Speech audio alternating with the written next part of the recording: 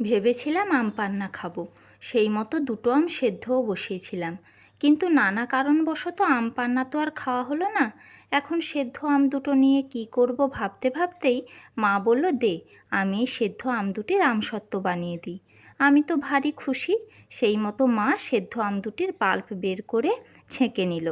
এখন কড়াইতে আমের পাল্পে স্বাদমতো চিনি, লবণ ও চিলি ফ্লেক্স দিয়ে লো টু মিডিয়াম ফ্লেমে কিছুক্ষণ নাড়াচাড়া করে নামানোর একটু আগে ভাজা মশলা ও অল্প একটু বিট লবণ দিয়ে আরও একটু নাড়াচাড়া করে নামিয়ে নিল।